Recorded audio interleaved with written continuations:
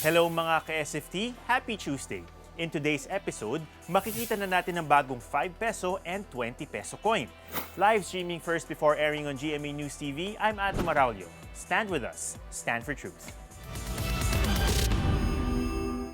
Ang 20 pesos, barya na lang ngayon. Silipin natin ang bagong 5 peso and 20 peso coins sa ulat ni Anthony Esguerra. 20, 20, 20, 20 everywhere. Ito raw ang pinakagamit sa lahat ng denomination ng Philippine peso. At ngayon, nag-transform na ito from bill to a coin. Inilunsad ng Bangko Sentral ng Pilipinas ang bagong-bagong 20 peso coin at ang enhanced na 5 peso coin. Magiging available ito sa first quarter ng 2020. Bronze and silver ang color tones ng bagong 20 peso coin. Kung ano ang disenyo ng 20 peso bill ay siya ring in-incorporate sa coin version nito. Makikita pa rin si President Manuel Quezon at ang Malacanang Palace. Sinasabing si Quezon ang kauna-unahang pangulong tumira sa Malacanang. Pero may bagong natagdag, ang halamang ilan. The name of Maynila, the national capital of the country, came from the Nilad land. 2.05 mm ang kapal ng coin. May diameter ito na 30 mm at may bigat na 11.5 grams.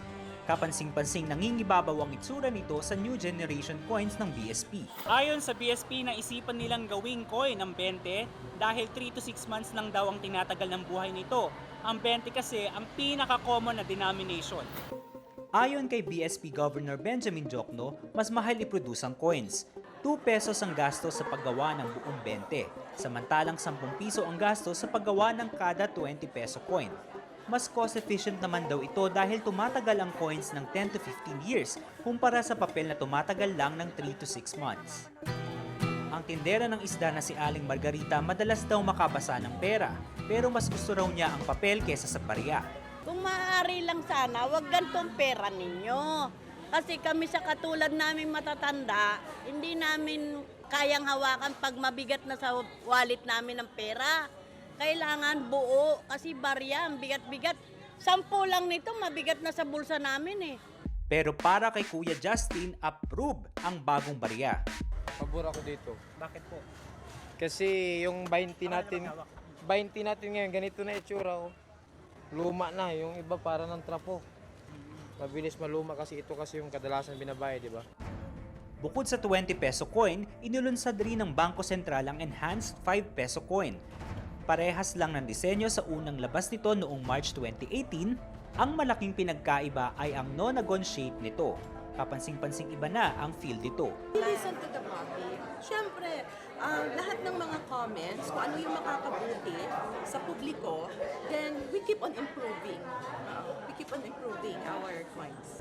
Ang jeepney driver na si Alfredo, ikinatuwa ang enhanced 5 peso coin. Hindi na rin siguro dahil kahit pa parang lagyan nila ng design, okay na rin to kaysa naman yung 5 piso na pag nasama sa mga niso mapagkakamalang ito nakakalito. Sabi ng BSP, hindi porket naging barya, bumababa na ang value ng pera. False, no? Kasi yung 20 peso bill at 20 peso coin, pareho lang ang purchasing power nun. So there's no such thing as depreciation of the currency as a result of the conversion. Hindi naman mawawala sa circulation ang 20 peso bill. BSP said the coins and the bill will coexist.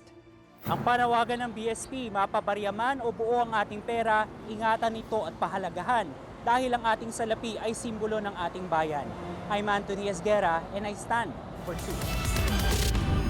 Kailan lang na-appoint si Vice Admiral Joel Garcia as the new commandant or the new chief of the Philippine Coast Guard. Ayon sa Secretary of Transportation Arthur Tugade, the Philippine Coast Guard will be in charge of protecting our interests in the West Philippine Sea. So what is the relevance of the Philippine Coast Guard in this regard? First of all, let's look at the position of the new commandant of the Philippine Coast Guard. Where does he stand in terms of our relationship with China and the developments in the West Philippine Sea? According to the Philippine Coast Guard Commandant Admiral Garcia, almost all legal pundits will agree that the terms and conditions proposed by China are still within the bounds of our Constitution.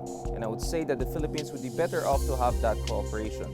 How are we going to explore the vast resources we own with respect to the law of the sea if there's no exploration with China? We have to follow the direction of our president because he's the chief architect of our foreign relational policy. We have to submit ourselves to the wisdom of the president. So in short, the new chief of the Philippine Coast Guard is very supportive with the joint exploration activity with China in the West Philippine Sea. Ano bang role ng Philippine Coast Guard pagdating sa ating West Philippine Sea policy? In fact, across the world, especially dito sa Southeast Asia, it's the Coast Guard, not the Navy, that tries to protect the interest of countries pagdating sa kanilang sovereign rights. Kasi pag ginamit mo yung so-called gray hulls, meaning yung mga warships, edi tataas ka agad yung tension. This is where the so-called white hulls or the Coast Guard vessels come in because para sa kanila, it's a question of law enforcement and cooperation rather than war and confrontation. And the Philippine Coast Guard is going to be more and more important pagdating sa mga West Philippine Sea issues. In fact, over the past few years, yung ating mga aliado have been supporting and investing in the capacity of the Philippine Coast Guard. Dahil the Coast Guard has to be at the forefront of defending our interests in the West Philippine Sea.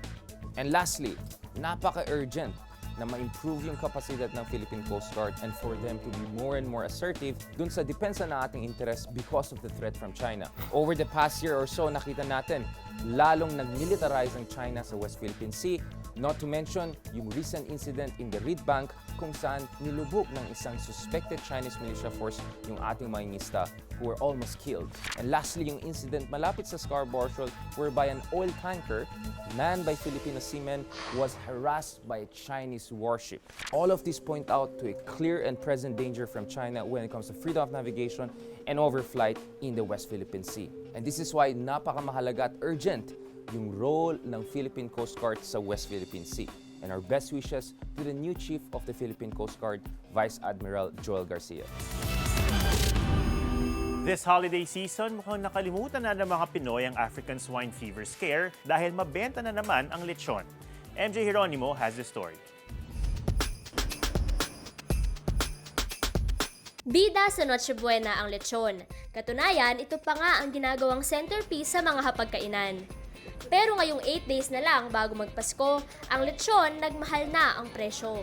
Kilala ang Laloma dito sa Quezon City bilang bilihan talaga ng mga lechon. Pero ngayon nga dahil papalapit na ng papalapit ang Pasko, tumataas na daw talaga ang presyo ng lechon. Aabot sa 500 to 1,500 pesos ang itinaas ng presyo ng lechon depende sa size nito.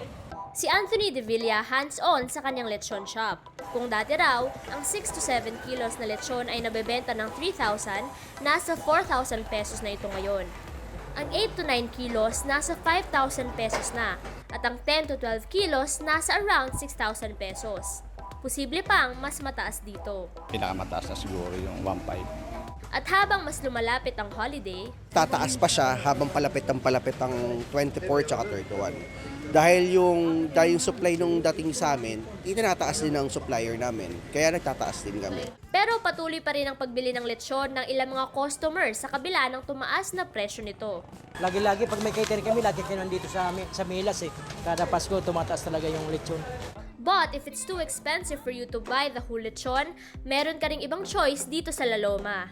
Kung gusto nyong kumain ng lechon pero hindi kaya ng budget na bumili ng isang buong baboy, pwedeng bumili dito ng per kilo. So kapag 1/4, 200 pesos, kapag 1/2, 400, kapag 3/4, 600, at pag isang kilo, 800.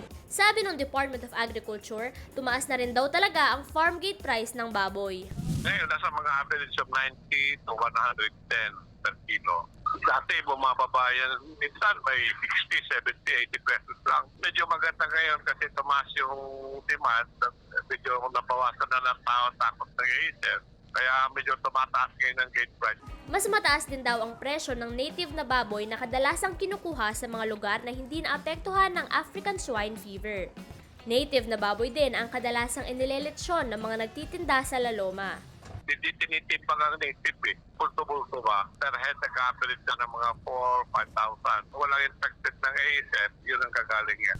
Kung tutuusin, matutuloy naman ang Pasko kahit walang lechon. Pero para doon sa mga lechon lovers, asahan daw na aakyat pa ang presyo habang lalong papalapit na ang araw ng Pasko. I'm MJ Jeronimo and I stand for truth.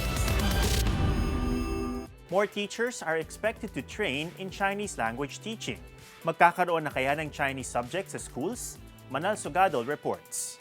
Ni hao ma. And then you answer, I'm fine. It means 我很好. I'm fine. Sito na ang hirap.